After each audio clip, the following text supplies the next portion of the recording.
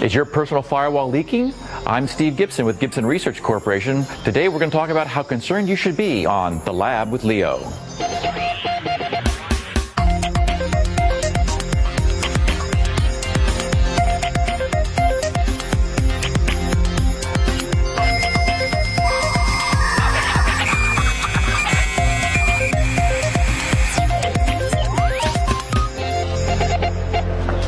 Hey, how are you? Good to see you, and welcome to The Lab. Leo Laporte here. This is the show where we help you understand technology.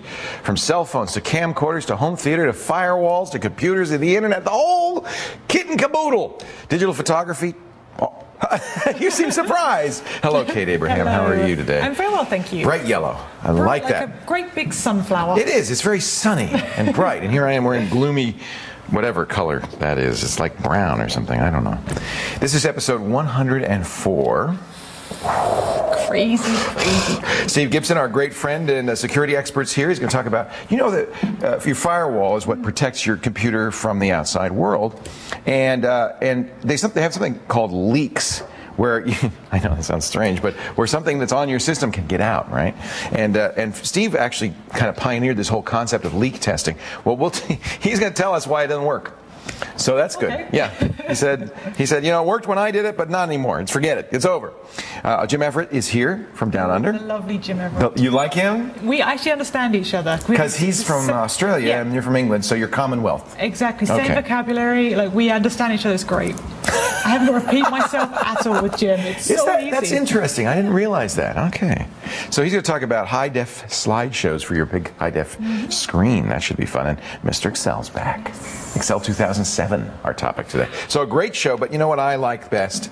The thing I like to focus on are great callers, or people like you who call us and ask a question. But we've got one right now, right? We have indeed. We have Paul, and he's from Oakville in Ontario. Thank you, Kate. Hello, Paul! Hello, Leo. How are you? I'm wonderful. Welcome to the show. Thank you very much. What can I do for you? Well, Leo, I'm trying to build a website, and I have no ideas how to do it. Any experience in this field at all? None whatsoever. None whatsoever. The beginner of beginners. Have you set yourself up with a web host yet? I have a domain name registered. Okay. And I can get a host, somebody to host it. You understand that you could, but most people don't host a website on their own computer. You use a company that basically it's the same kind of computer, but they have it in a big data center, and it's backed up, generators, they've got air conditioning, and most importantly, they've got a lot of bandwidth. That's really what you want, because if you're serving it from your own system, that's fine if 100 people visit, but what if 1,000 or 10,000 or 1,000,000 people visit? You don't have the bandwidth to support that. Plus, they're pros, you know, they know how to run the hardware and the software and everything. Oh, there he is. He snuck up behind me. So I strongly recommend you get a web host. And it sounds like you understand that much. Yeah. This is the question I have to ask everybody. Are you just interested in getting a website up? Or would you like to learn about how to do this? Is this a skill you'd like to have or something you'd like to do as a hobby? I'd be interested in it as a hobby, yeah. Okay. Because what that tells me is how far you want to go and how deep you want to go in this. If you just want to get a site up. Most web hosts will offer something called Site Builder or something similar, which is a very simple point-and-click website designer. You should ask your web host if they support it. Almost all of them do. The problem with Site Builder is that it is very limited. I mean, they have a few hundred templates. You'll look like, everybody else. You're also kind of limited. You can only do what Site Builder can do. You can't go beyond that. It can do a lot of things. The advantage is it's very easy. Yahoo offers it, for instance, for their small business section. And it does, these are the templates look very professional. And if you want to do something that fits their templates, it couldn't be easier to do this. It's just kind of a dead end. Once you go down the Site Builder road, you're a Site Builder guy forever. It's kind of hard to move off to anything more powerful. If you would like to learn a little more about web design, there are other ways to go. What's the site for is another question I should ask. It's basically, I belong to a group of a bunch of guys, Masons, and we do charity work for that's kids great. with diabetes. So it's just basically a way for us to keep in touch see who's raised what kind of funds, post some dates that we're all going to get together. Would you have multiple people posting to this, or would it just be you? Just be me. And you never think you're going to grow to more authors? It's a possibility, yeah, but I would probably have them send the content to me and then put it on myself. What I often recommend people do, and this seems like it would work for you, is use a hosted content management system like WordPress. WordPress.com, this is absolutely free. TypePad also does this at typepad.com. What they do is they allow you to set up sites that are, now don't get concerned, it says blog. All a blog is something that is regularly updated with content, and the content can be pictures, video, text, whatever. I mean, it doesn't have to be a blog in that sense, and you'll see there's quite a few businesses, sites of all kinds, charitable sites that use these kinds of engines. So WordPress.com is free.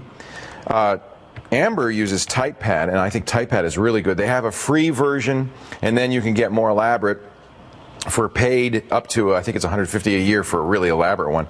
But here's, for instance, animalrescue.com. So this is kind of a charitable site that's very similar to what you're talking about. And, there's commenting, there's interactivity, there's calendars, there's a lot of additional features. I think TypePad is probably a very good choice for you. The other thing about TypePad, if you use the paid TypePad service, is you can... what was I going to say? Oh, I know what I was going to say. You can have your domain that you've already purchased forwarded to it, right? Yes, that would be perfect, yeah. Yeah, so, you'd have, our Mason, the Masons of Oakville.com or whatever it is. Here's the Animal Rescue. Now, again, they call it a blog, but this is very similar. Look, they have a calendar here. They have actually video embedded on the page, photos, a slideshow. The nice thing about this is you don't become a webmaster. You don't really have to worry so much about design. You pick a template and you'll stick with it. You can modify it if you feel like it. You're not stuck with it.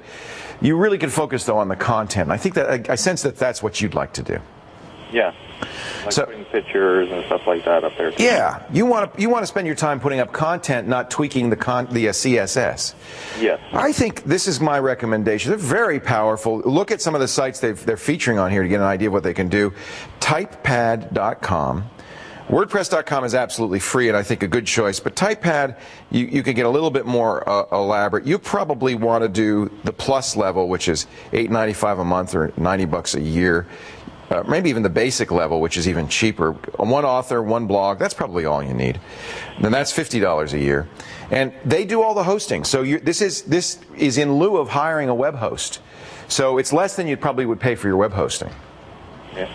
And you get the additional feature of having all this support behind you doing it. I think this is a great way. You can start for free so you can see if it'll do what you want it to do. Typepad, typepad.com. Okay, Paul? Great. Thank you very much, sir. Hey, I'm glad you called. Good luck with your site. I think this is a great thing to do. And, I know you feel like, well, I'm not the most techie perhaps in the world, but you're more techie than all the other Masons. You probably get nominated to do this job. That's what happens, isn't it? And that's how you become the expert. That is. Look at all these trophies. What are all those trophies for? Oh, just golf and soccer. And you're good. That's great. Thanks for calling. I really appreciate it. Take care. Bye-bye. Coming up in just a bit, our good friend Steve Gibson. We're going to talk about leak testing. No, you don't need Depends. We're talking about firewalls when the lab continues.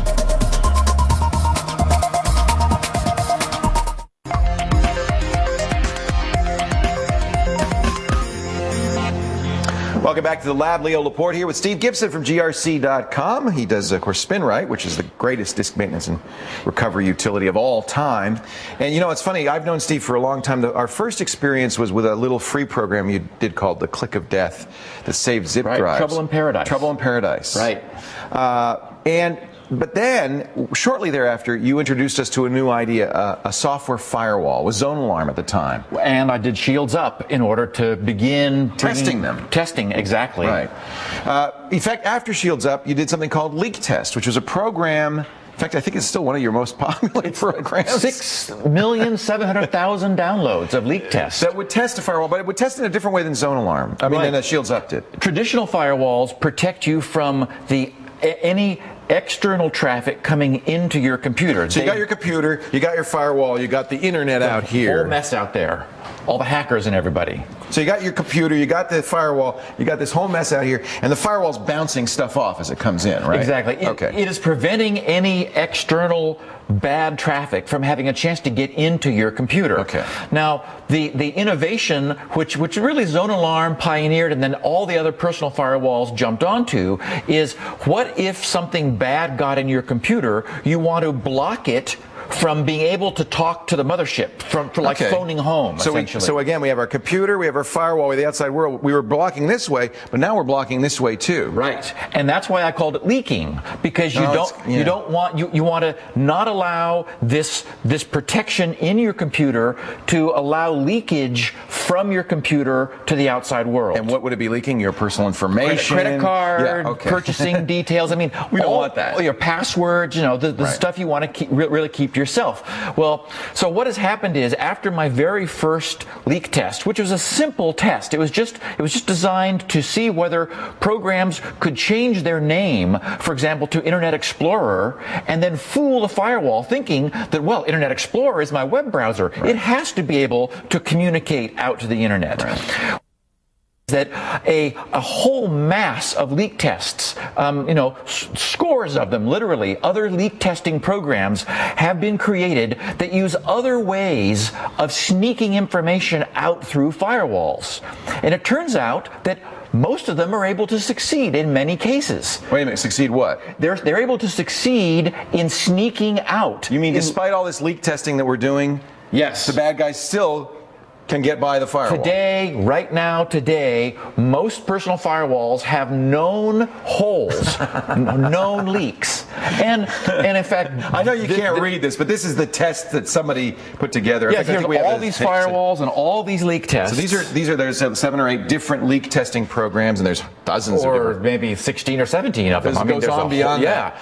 And these are all the firewalls, and there's holes in every one of them somewhere. Essentially, yes. Now, what's interesting is all of them pass your leak test, but that's because it's the oldest. And what do they just rewrite the firewall to work? And it's really a simple test too. Oh, okay. There are, and that's the problem, is you could argue that anytime your software in a PC and that software is fighting against a software firewall, right, there's a way to fool it. I mean, some Trojans turn off the firewall. Right. They're able to disable it, and then it's like, whoops, out you go, as if there's no problem. So you're saying people shouldn't download your leak test anymore? Well, people like to, because it does give them some sense that they do have a firewall. They're able to a firewall's there. Yes, exactly. Because any firewall will block mine. Except for Windows, I see. Except for Windows doesn't. Windows doesn't block anything. It's inbound only. It's inbound only. Right. So we have the URL for people who want to look at this chart in detail and look up their own firewall and see how well it performs, because you can compare it to other firewalls. But it doesn't matter. You have to say, if something bad gets into your computer, you're in trouble. What you want to do is you want to prevent anything bad from getting in the first place. And these firewalls are good for letting you know if something bad got in. It'll raise an alarm and say, we're not sure what this is that's trying to phone home. Right. Maybe you should, track it down. Is the fundamental problem that if software is running on the same computer that the bad guys are running on, the bad guys have access to that software? Yes. Windows gives too much power to programs that are running in it. It's as if, the guard is standing right there and they can work on it and try to disable it. Or just knock the guard on the head. Knock them out, and then off they go. So when you said this many times, when you recommend a router, an external hardware firewall as opposed to a software firewall, you can't get to it. That's why. Yes, because there's no, the traffic leaves the computer, and then there's no way for the software, as long as you have universal plug and play turned off and you change the default password on your router. There is software now that knows how to log into people's routers users. Because they're standard passwords. Because they didn't change their username and password. So we might as well say this. If you got a new... First of all, your recommendation is yes or no? Software firewall? Yes. If it makes you feel better. If it makes you feel better, you know, you and I don't run AV. We don't run or antivirus or a software firewall because we're very, very careful. But most people say, wait a minute, I want more protection. I want as much as I can get. I noticed one that does very well here is Komodo. Do you like Komodo? Komodo is a great firewall. And it's free. Yes. And LavaSoft also is doing that now. Okay. Yeah. Komodo's free, so is LavaSoft. So that's nice. You know, don't spend money. I guess don't spend money on a software firewall at this point, since it's of dubious value. Right. If you really feel like you have to have one. And there are big firewalls like the Semantic firewall that is heavy, it loads your machine down. There's a negative to it. And it doesn't do that good a job. Okay. So get a router, basically. Change your behavior, and this is what I hammer people on. It's really about behavior. Security experts don't use security software in general because they know what not to do. Right, which is pretty much everything. And it's not that complicated. You don't open attachments. You don't click links in email. Yep. You know, you make sure you keep your system up to date. Yep. You run a hardware firewall. Yep. I mean, it's not that complicated. And be aware if something changes in your computer. You want an awareness. If if your car starts pulling to the left, that means there's a reason for it. Yeah. So pay attention the same way on your own PC. Yeah. And don't download music from music sharing sites, because that's how the teenagers get almost invariably in trouble. Both Steve and I have fixed computers where teenagers have been using them, and that's the first thing you look for. LimeWire, you're in trouble. Yep. Right? Yep. You've got Grokster. Oh well.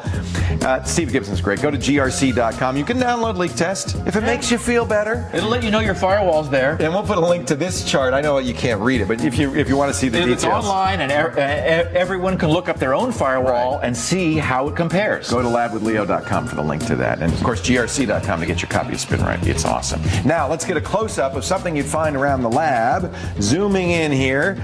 Can you tell me what that is? Sean, you've been liking circles lately. This is your new thing. It's things with circles. I have no... What do you think? Let's zoom out and find out when the lab continues right after these important messages. Stay right here.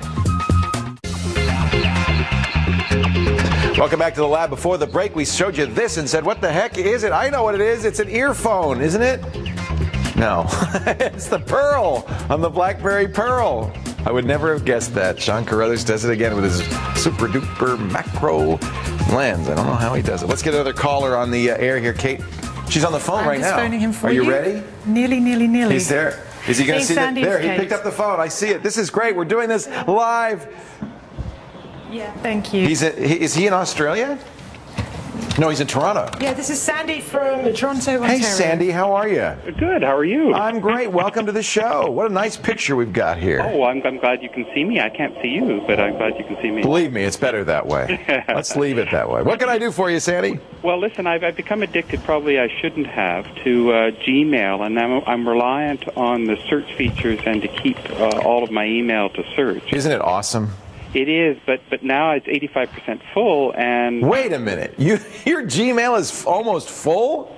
Yeah, well, I'm referring a lot of accounts to it, and so it keeps adding up. Oh, I see. You've got your other mail accounts going into Gmail. Yeah, because, I mean, right now, I've got, and it goes up all the time, I have 2,897 megabytes in my Gmail. Yeah. And it goes up, by the way. So it may be that unless you're growing very rapidly, they'll keep ahead of you because it goes up all the time. You see, I'm only using 1%. You're using 85%. 85%. And I've now become very reliant on the search features. It's much better than Outlook, and I can find messages and the attachments, etc. And so I was wondering if there's some way I could move it on to my local system so that then I could search it in the same manner. And are you using, what operating system, Vista? Yeah. Okay. So basically, and they describe this, how to do this in here in the Gmail Help Center.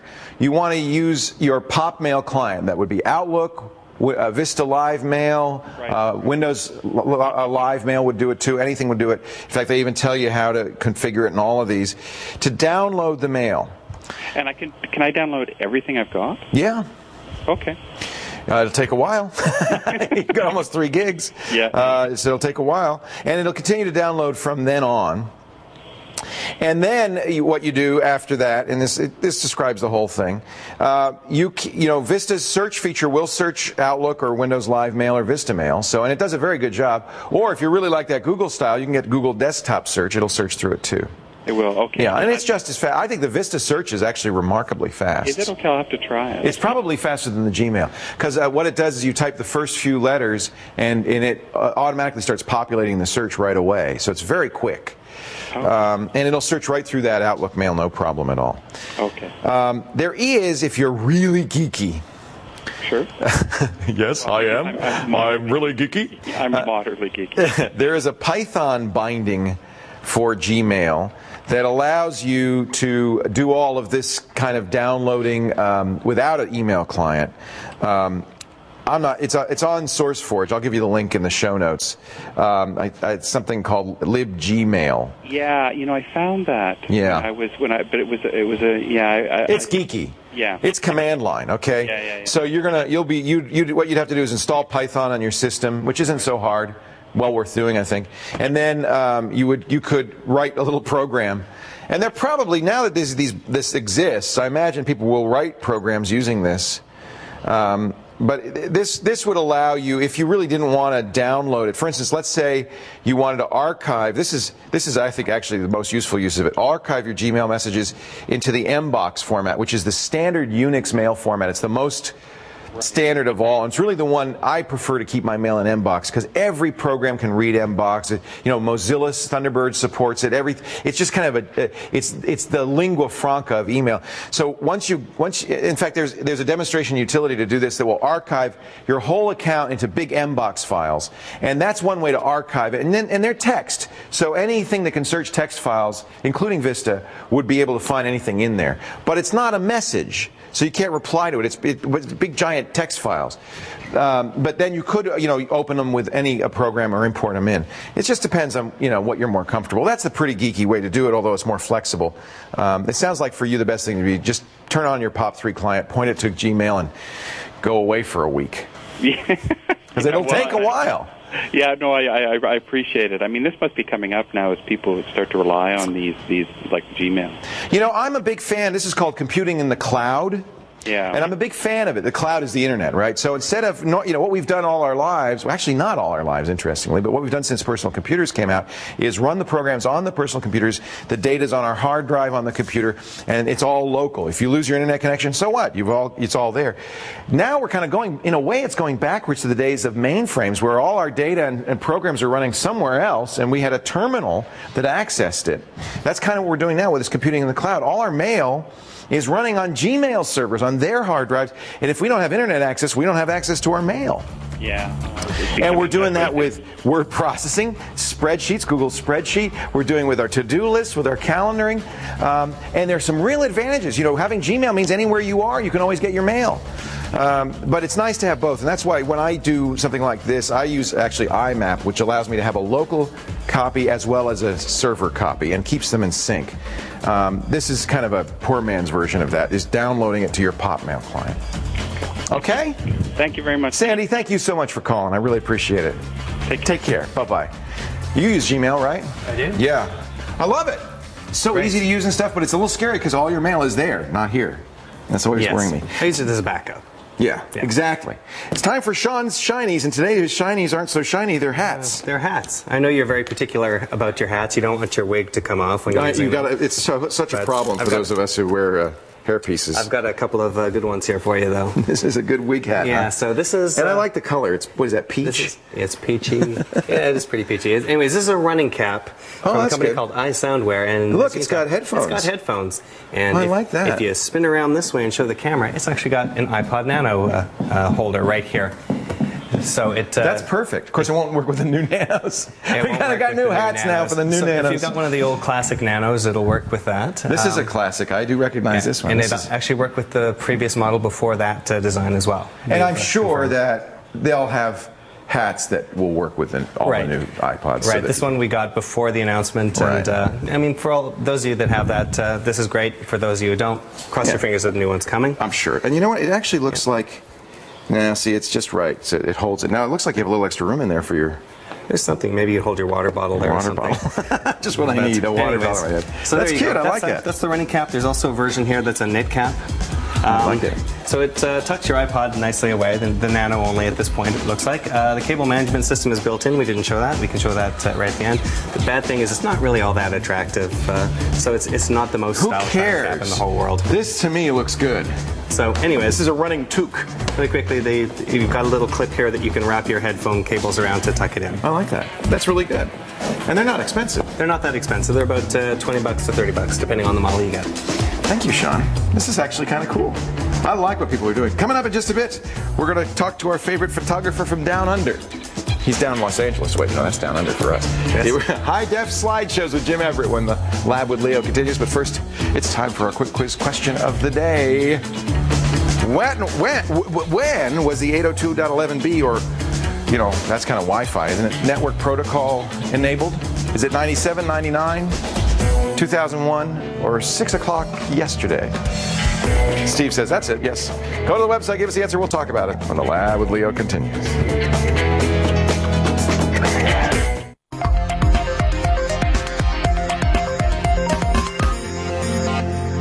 Welcome back to the Lab. Leo Laporte here. I'm so excited about this. Jim Everett is back. He is a podcaster, does a great podcast about digital photography called Digital Snapshots. You can find that at his blog, itookThat.com. That's right. Or on iTunes. And today you're going to do something really fun. Yeah. You're going to keep people from boring their friends, neighbors, and relatives. Yes, exactly. A much-needed segment. Yes, we're going to talk about slideshows. Oh, great. 600 vacation pictures.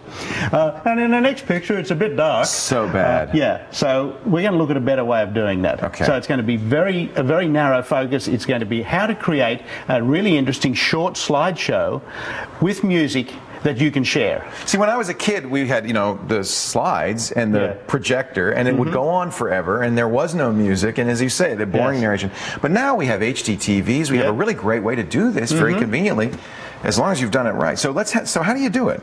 Okay. You're not going to use iPhoto here to do this. No. Okay. Because there's several ways you can share. Yeah. And one is you can actually drive it off your own laptop from a folder full of images, which iPhoto does, and you have a music track, and the music track plays and the slides go through, and they're really synchronized. Does it match? Not necessarily. It's not. It's not on the beat. Well, you can even do it off your camera, really, without the music. Yeah. And in fact, there is an interesting article in PC Photo, September, called Get It Together, where it goes through all the options you have for sharing. iPod, Apple TV, camera, all this stuff. And it has things about resolution and stuff. This is not that, though. No. It's just very quickly how you can make a little slideshow, vacation slides, that you can share without needing any other software with somebody for them to play on their TV. And this is going to knock their socks off. I hope so. So now we're going to show Mac software. This is Mac specific, but there's similar software, I'm sure, on Windows. What is this program you're using here? The one that I've got here, this is called Boinx Photomagico. B-O-I-N-X. B-O-I-N-X Photomagico. Okay. And it's at boinx.com. Now, what this allows you to do is drag your images into a timeline, and you can rotate them, you can zoom in and out, and stuff like that, and you can add music. So, iPhoto do this kind of automatically, but this gives you more control over what it's going to look like. It's a work of art. It's part of the artistic process, really. It is, because I'm looking at how to create something more artistic than just one slide after another. Right. So you pick your slide. Show us, let's work through it. So what I've got here. I love this picture of a mastodon. Okay. Yeah. So you can see the family just there. So with this, for example, you can zoom in. You've got a zoom control. So you could do that the Ken Burns effect kind of by hand if you want to, where you move the picture around on the screen and stuff like that. So I had to borrow my wife's system because I'm a desktop guy. Hers is a little slower. So it's a G4. You got to get your wife a better computer. I know. She won a prize, but wouldn't spend it on that. You can also rotate if you want. Okay. And will it also animate these movements and rotations as well? Or are you just going to have a static display? It's pretty much static, and you can change from one to the other. You can zoom in and out, and various transitions. I'll show you another application very quickly. So this is all I wanted to show you here. You can add a music track there, and basically what it does is it will if the slides are longer than the music track, it will add the beginning again. That's the only problem. Repeat it. Yeah, so maybe what you want to do is look at the length of the music and then look at the length of the slide track and get them matched. Does this give you the kind of control, though? You could say this slide hits when the music goes boom, that's when I want that slide to be, and that kind of thing. Not can you position as much them? as I'd like. This is kind of, it's a very, very nice program. It's $49, come on, $129 for the Pro version. So why don't we have a look at something I've created in that? I'll put a little clip. Let's see. I want to see what you can do. So Sean's going to play back a video. So you are getting all that movement in the picture, This is great. You almost wouldn't know they're static photos, would you? What big picture? I love that. I love that. Nobody's going to go to sleep during that. Exactly. And you can share it with somebody, because what PhotoMagico does is you can either export it to an MPEG, or you can export it as what's called a package, a standalone app, which has got a player built into it and all the media, but as far as the person getting it, it's just something they click on and play. So you just give them the application on a disc and they just play it. Exactly. And it does the whole thing. It does the whole thing. In fact, that's what we showed you just there. That's really nice. So, the other two that I wanted to quickly show is QuickTime. QuickTime Pro, which is $30. Exactly. Everybody should buy QuickTime Pro. One thing I like useful about for this so many is reasons. There's two ways you can do it. You can sync it to the slides, or you can sync it to the music. I like to sync it to the music. What I've got here is I've got the music track there. So what I'm going to do is I'm going to open image sequence. Okay. Now, when you go to open, I've never seen this command. Open image sequence. It goes to. So you can open any folder. No, you have to have them numbered. See, it's got Oregon 1 to Oregon 8. So you put them in order. You put them in order, renaming them in order, and you click on the first slide, and then you open that. Okay, and you tell it how fast to play them. Yep, and. I don't think 15 is what you want. No, we want about 5 seconds. Now you could, the 15 would give you stop motion if you had, I never thought of that. 5 frames per second, that's okay. So we do that and we create it now. We select all, and then we come in and we paste, edit. We come down, add to selection and scale. Look at that. Oh no! You went the other way. You added the video to the music. Yeah, I did. You want to add the music to the video? We won't take the time here. Okay, but that's what you would do. That's what you do. Okay. Yeah. I should have gone into the timeline, but in the time that we have, and you know, it's all in the QuickTime help features. So you can take music from one QuickTime file and add it to those videos that you've created, with which is the frame by frame, and it'll marry the two together. And what it does, if you have the audio, for example, that's 22 seconds, and you say add to selection and scale. What does that do? Does that shorten the pictures or shorten the pictures? If you do it the other way, this is what happened here: is you lengthen the music to fit the picture. Exactly. That's not what you want. Yeah. It's not. You don't want it slow. Yeah. No. Yeah. Okay. So anyway. Well, that's neat. So it'll actually say, okay, well, we've got a 30-second clip of pictures, 22-second clip of music. We'll speed up the slideshow so it'll fit the 22 seconds. Exactly. Very cool. So that's it. You have to get QuickTime Pro. Yes. It's about $30, but it's well worth it, I think. Yeah. The other one, very quickly, that I wanted to show you is Photo to Movie. This is more for Ken Burns on steroids. Okay. Because remember the panorama that we did earlier? What I've done is I've put some movement there, or you could. So that's the movement on the pic of where you look at different parts of the picture, like Ken Burns does. Now in his you could add slides after another, and this does give you the ability to shorten and lengthen the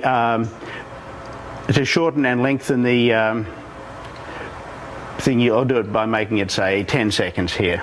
Now, are you changing the slide, the picture, or the duration of the movement? Picture? So this really is an interesting photo to movie. Photo to movie. Let's go back and. Is this for just one photo at a time? Yes. Okay. But you can do a series of them and create and then stitch them together. slide movements, and this gives you more control over timing your slides to come in on the beat of the music. Right. Let's see what it looks like. Okay. So there's the movement, and I'll put the same music with it. And that's ducking the music out. There's the Sydney Opera House. So we're at the Sydney Harbor, I recognize. We are. Yeah. I love it. Like that. So this gives you more control over. That's amazing because that's one picture, but you're moving through it as if. So it really makes it look like a movie. Yeah, and you can make up a slideshow that'll keep people on the edge of their seats. Very cool. Photo to Movies, the name of that. We have links to all the software and to Jim's own show, the Digital Snapshots podcast. And we've got one more thing. What's that? One more thing. Can we roll? Sean's going to show something real quick here. All right. This is something you did here. When did you do this? This is great. Oh, these are Sean's pictures, huh? Exactly. This is great.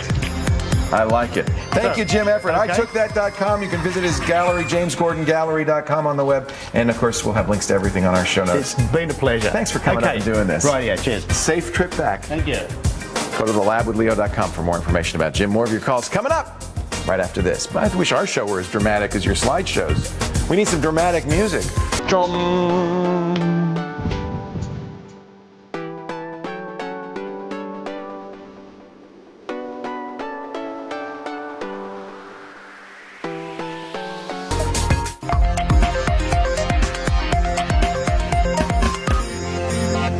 Hey there, welcome back to The Lab with Leo. I'm Kate Abraham, and now it's time for our Firefox add-on of the day. Now, are you a driver or are you a navigator? Because if you're a navigator, I have the most fantastic add-on for you. It's basically a Google mini-map. And what you do for this is literally have it straight into your sidebar here. Set yourself a home site. So, for instance, this is our studio here in Vancouver. The cool thing is it has the same integration as Google Maps. So you obviously have the standard, you can have the satellite view or the hybrid view. You can zoom, you can drag and drop as you can with the other integration. The best thing about this is the directions feature. So for instance, if I want to know where the airport was in Vancouver, all I have to do is go here and literally drag and drop the address. If I could grab it straight into here. Oh, that's neat. And then as you can see, it gives me where the airport is. Now the great thing is then I go here, I decide to where am I coming from, where am I going to, and then it gives me the directions to it. That's really neat. Isn't that fantastic? And you know, I live in Google Maps, so having that built into Firefox is really and great. The great thing is then you can email the actual the directions to yourself. Right. I constantly am typing maps.google.com. This way I wouldn't even have to do that. The best thing is the drag and drop feature. So you haven't even got to worry about writing down the address and then finding it. You just drag and drop it straight in and it's That's should warn people, don't install every extension Kate mentions because your Firefox is just Hence, like yesterday for me. I was like, come on. Yeah, you want to uninstall the ones you don't use. Yeah, absolutely. And this one's great. So I mean, it's kind of easy to have it there, you know. So and it's apps.firefox addons.mozilla.org. Go figure. No forward slashes, just nothing. We learned the slash for nothing, for no reason. I have to bring it back. We gotta go dot, okay? So let's do it again. So it's addons.mozilla.org. See, I think that's just as good as slash. Now, if we could only have a slash and a dot, that would be great. Do you have another caller for us? I do. David from Adelaide in South Australia. Fantastic. Hello, David. How are you today? Not bad, Leo. How are you? Excellent. Welcome to the program. What can I do for you? Well, I got a Nokia N95, and I've been... Me too. I love my N95. Isn't it a great phone? Oh, yeah, no, I don't know why you upgraded to the iPhone. I think it's awesome.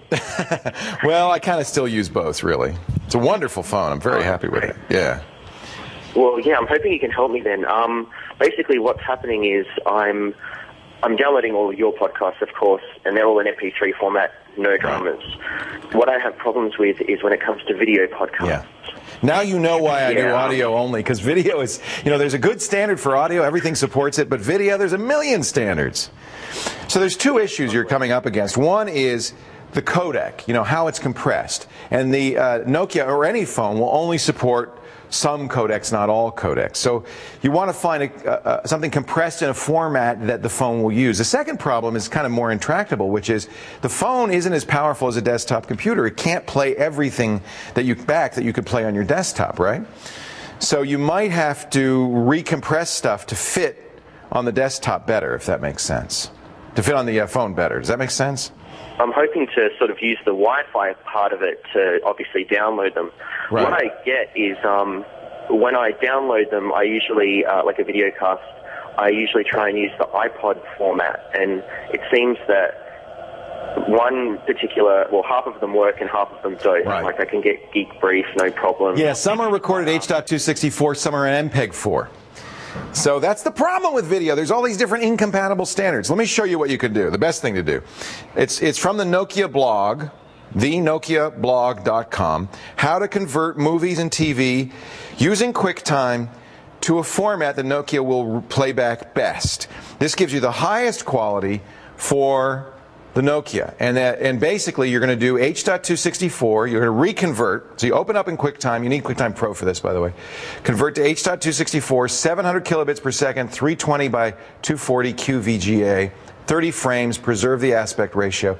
These are the settings. I'll put a link in the show notes to this. And this is exactly what you want to do so that you get the best possible video quality that the N95 still is capable of playing back. And that's going to be true of any phone, because they aren't, you know, as powerful as a computer. You've got to allow for the fact that they can't play back, you know, full motion video unless it's just, you know, just at the quality that it can support, and it has to have the codecs too. That's where QuickTime Pro is a real advantage. That's on PC or Mac. We're going to take a break. When we come back, Mr. Excel is here. He's going to talk about data visualization tools, something new in Office 2007. I'm loving it more and more the more I use it. You stay right here. We'll talk about that in a second. But first, one more chance to take our quick quiz question of the day. When was 802.11b ratified? 97, 99, 01, or yeah, around 6 o'clock yesterday? Go to the website, give us the answer. We'll talk about it when the lab continues. Welcome back to the lab. Before the break, we asked you when 802.11, the Wi-Fi protocol, was ratified. I don't know, 97? 99. See, it's old. It's been around a long time. Long time. They still haven't ratified 802.11 and the latest one, but that should happen sometime soon. Mr. Excel is here. He is the author of so many books and, of course, the host at MrExcel.com. This is the newest Excel 2007 Miracles Made Easy. Yes. From Holy Macro Books. You buy it online at MrExcel.com. Look how you guys are doing such beautiful production. These are gorgeous books. Yeah, they had so many new, really cool, great-looking features. I said we have color to features, spend right? extra money to put color in. Yeah, right? I mean, sort by color. You can't do that in black and white, can you? And it's true. We said, hey, it's fine with us. Just don't raise the price. So we're going to talk about the data visualization. Data visualization. This is if you have a manager who just looks at a series of numbers and his eyes just glaze over. Right? I want to see pictures. Yeah. Right. So they added some great new features into Excel 2007 to allow you to really spot the trends very easily. And so I have a series of numbers here. It's data from January through December, 4 different sales reps. Okay. And I don't necessarily know who's doing the best or anything like that. If I go to conditional formatting and choose color scales, maybe I can choose one where the green cells are the largest, red cells are the smallest. I like the instant preview too. That's really a nice feature. You can see, you know, who's hot and who's not within this group. And they have a few different built-in colors. Or you can create your own colors if you wanted to, but 8 built in. So that's the first new visualization tool. And that tool. sure helps right there. It does. It does. The other cool thing they have, I'm going to go to another data set here. And this is, again, just a whole series of data. One thing they gave us is something called icon sets. And these kind of came around in the expensive reporting tools in the late 90s, where we can say that we want to assign different icons. Maybe like that. You know, the green, yellow, or red. Look at that. There's the check mark, You know, I know the manager's not dumb. This makes it easier to see what's going on. Absolutely. Frankly. It really brings the data forward. It does. The other one that I really kind of love is, I call it an in-cell data bar. So every single cell gets its own little bar chart. So they call it data bars. We can choose a color, and basically what happens is the largest numbers get the largest swath of blue, smallest numbers get the smallest swath. It's a graph in a cell. Exactly. Exactly. Wow. So very easily you can spot what's going on. I like that. Straight down the line. Now I have one great tip for us here today. I'm going to add icon sets, just like we always did. And the problem with the icon sets is they get I think they get busy. I mean, every single cell has an icon set. Yeah, that's too much. So it'd be cool if we could just make the green check marks appear. Yes. All right, so here's the cool trick. We're going to go into new rule, and we're going to set up a formula to determine which cells. Actually, no, let's do it this way. Format cells that contain. So any cell value less than, let's say, 35,000. That's about where the green check marks start. I want to format it with nothing. So turn it off if it's too low. And they added this new setting now where we can go into manage rules and say, all right, if that first rule is true, then stop. Don't apply any of the other rules. Oh, that's a nice way to do it. So anything under 35,000 gets no format. And the things above 35,000. That's really what you want. Yeah. I don't need to see the X's and the L. Yeah. So that's exactly what this is much better. Now, of course, they made it hard, but that's good because then I get to sell the book. But easy. If you have the book, it's easy. That's right. Exactly. That's really Exactly. cool. Mr. Excel answers over 30,000 questions on his site. Absolutely free. MrExcel.com. The book is new. Excel 2000. Miracles Made Easy, and this is the 25 best tips, 25 amazing things you can do with a new Excel. Brand new things. You like it, 2007, right? Well, it's yeah. worth Once you upgrading. get past the ribbon and trying to figure out where everything is, Right. Yeah, it's it's a great cool. version. Yeah, it's really great. Sometime I'm going to ask you about the new numbers that Apple put out and see what you think of that. That's yeah, compare that to Excel. I mean, I know Excel's more powerful, but it's certainly shaking things up. yeah, isn't it sure is. Very interesting. Yeah. MrExcel.com. Bill Jelen, always a pleasure to see you. Thanks for coming by. A final word coming up as the lab continues right after this. Stay right here. Yeah, I mean, talk about visualization.